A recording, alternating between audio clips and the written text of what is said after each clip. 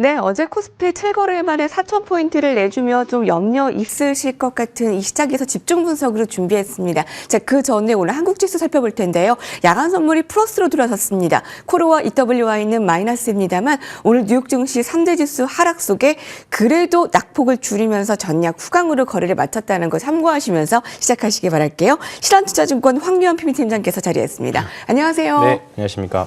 네, 염려가 좀 있는 시장인데요. 네. 변동성 대처 어떻게 해야 되는지 좀 알려주시고요. 거기에다가 반도체, 자, 하루 걸러 오르락내리락 영향이 큰 것으로 보이는데 좀 그것도 같이 좁혀주시면 네. 좋을 것 같고요. 일단은 4,000포인트를 깨긴 했습니다만 사실 많이 올라온 것도 사실이죠. 네, 올 봄까지만 하더라도 사실 2,000포인트대에 있었는데 어느샌가 올라와서 4,000포인트까지 왔고요. 언제든지 조정이 올 수 있는 장이었습니다. 그리고 올해 좀 약간 특이한 점이라고 하면 뭐 이제 사실 10월달 시장 안 좋을 것 같다라는 전망이 있었지만 9월달, 10월달 시장이 제일 좋았었고요.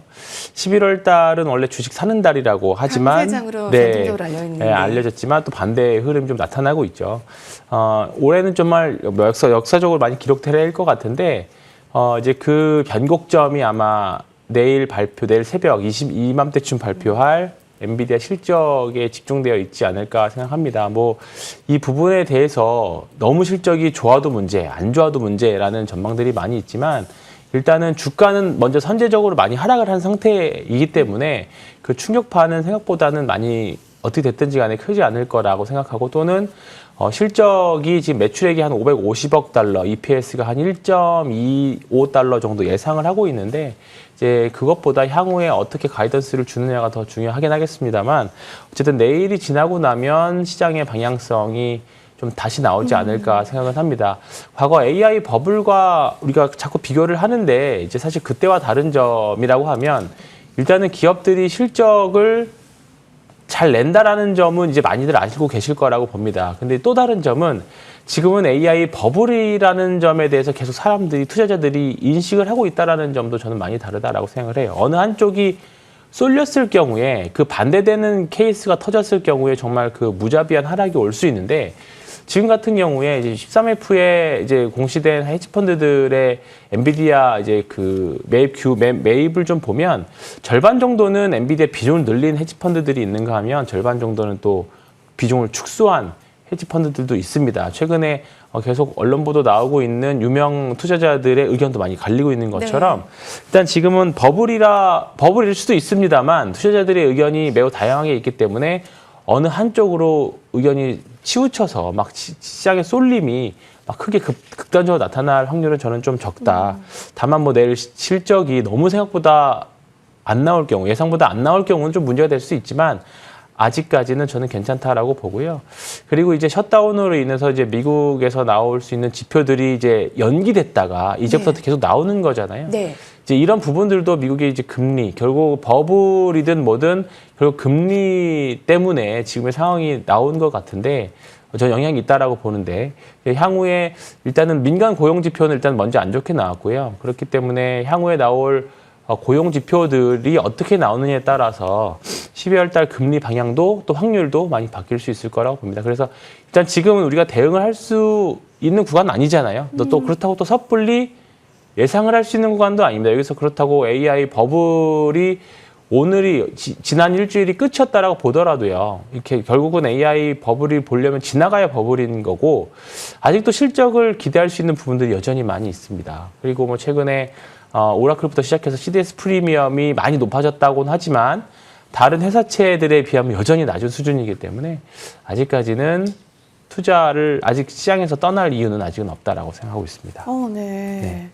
변동성 대처를 여쭤봤는데 그 빠른 네. 대응보다는 지금은 일단 엔비디아 실적까지 좀 보고 일단 네. 방향성이 잡혀질 것 같다라고 의견을 주셨네요. 오늘 엔비디아는 마이너스 2.8%의 네. 하락이었고요. 자, 그럼 구체적인 그 AI 버블 우려의 반도체 전반 약세에 대한 대처는 네. 어떨까요?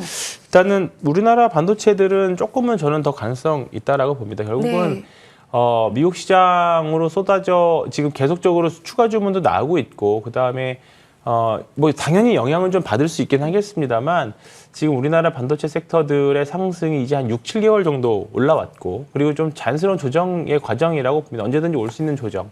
그리고 나서 또 내일 실적 발표하고 나면 시장에서 해석을 어떻게 하느냐에 따라서 좀 많이 달라지긴 하겠습니다만 지금 서두에 말씀드렸던 내용처럼 시장이 어느 정도 좀 자리를 잡고 안정화된다라고 하면 그리고 금리까지 좀 도와준다라고 하면 시장에서는 반도체 섹터들은 다시 반등 주지 않을까 네, 생각하고 있고요.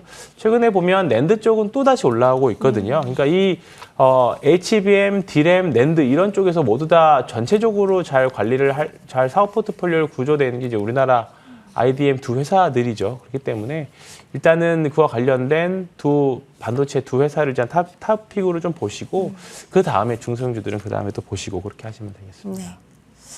우리나라 투톱 삼성전자, SK 하이닉스는 아직까지는 긍정적인 면을 더 점수를 크게 두시는 것 같고요. 사실 엔비디아 실적 발표 날에 이제 항상 주가가 약세였는데 그게 좀 매수의 기회로 좀 봐도 될까요? 아직까지는 저는 매수 기회로 보는 게 낫다고 봅니다. 일단 뭐 이제 차트만 놓고 보면 50일 지수가 이제 50일 이평선도 깨고 종목들도 조금 안 좋은 위치에는 있습니다. 어쩔 수 없이 단기적으로는 이 매물 소화하는 과정도 좀 필요할 거고 단기 추세 이탈 자금들도 조금 나올 거라고는 봅니다만 이제 이 구간에서의 미국 시장 흐름을 보면 시장의 자금이 지금 바이오 섹터라든가 헬스케어 섹터 쪽으로 좀 많이 이동돼 있는 상태예요. 그러니까 시장이 완전히 무너졌거나 그랬으면 이쪽으로도 가지 않고 시장이 그냥 줄줄줄 밀렸을 거라고 봅니다. 근데 그게 아니라 지금 또 올라오는 섹터가 있다라는 거는 지금 미국 시장에서도 순환매가 일어나고 있다. 반대로 어느 정도 가격 흐름이 반도체 IT 섹터의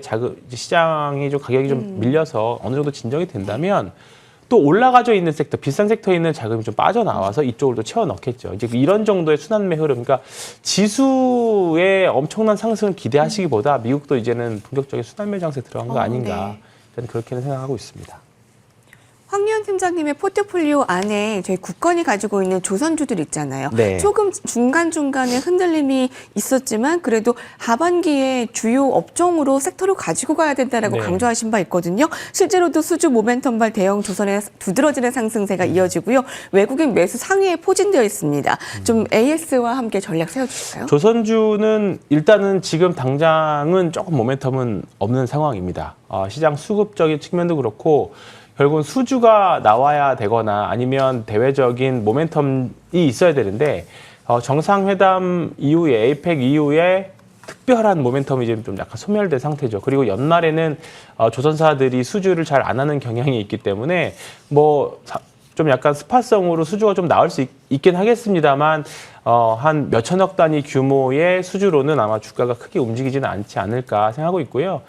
일단 올해 수주 모멘텀이 이제 없다라는 거는 내년도 수주에 대한 기대도 사실 많이 있는 상태입니다. 특히 이제 내년도부터는 좀 마진율이 높은 LNG선 쪽으로의 수주가 많이 기대되고 있기 때문에 지금 당장은 조금 수급적인 요인, 그다음에 모멘텀적인 요인에서 바이오 섹터나 다른 쪽에 좀 밀린 상태예요.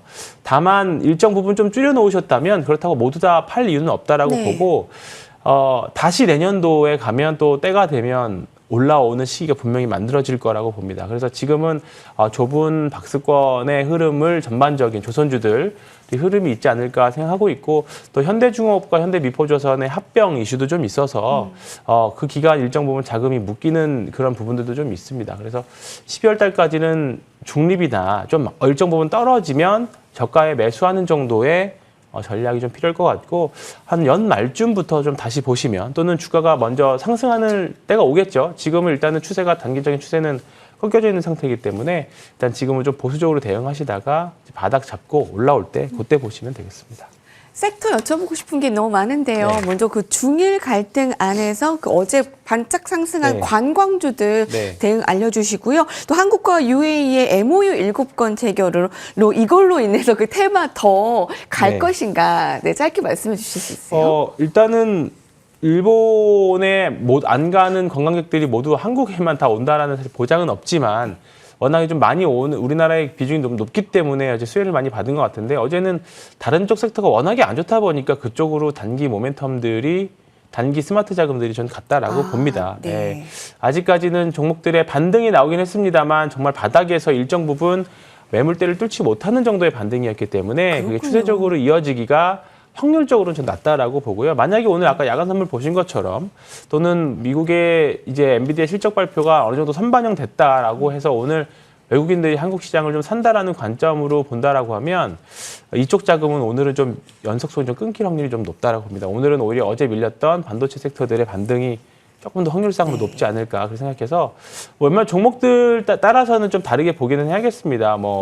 좀 하지만 추세가 연속성으로 이어지기는 좀 어렵지 않을까 그렇게 생각하고 있습니다. 네, 그리고 한국과 아랍에미리트 그 MOU 7건 재결의 네. 가장 핵심 수혜는요? 네, 저는 뭐 방산 쪽? 원전이나 이런 쪽이 되겠습니다만 결국은 시장이 지금 안 되면 안 된다고 봅니다. 일단은 내일까지는 그래도 제한된 반등, 제한된 하락이 보여지지 않을까 생각을 해서 일단은 유럽 그 중동 모멘텀이라고 하면 지금 오늘 아침에 기사 난 것도 보면 원전 쪽이 될 것 같은데 아침에 좀 반등 나오다가 좀 차익 실현 매물들이 나오지 않을까. 다들 지금 미국도 그렇고 안전자산 선호 심리가 굉장히 좀 강한 상태입니다. 빅스 지수도 없고. 그래서 지금은 오늘은 일단은 보수적인 대응이 좀 필요하지 않을까 생각하고 있습니다. 네, 자, 긴급진단으로 준비했는데요. 좀 궁금증 해소되셨으면 좋겠습니다. 실환투자증권 황유연 PB팀장님과 함께했고요. 저희도 여기서 같이 인사드릴게요. 감사합니다.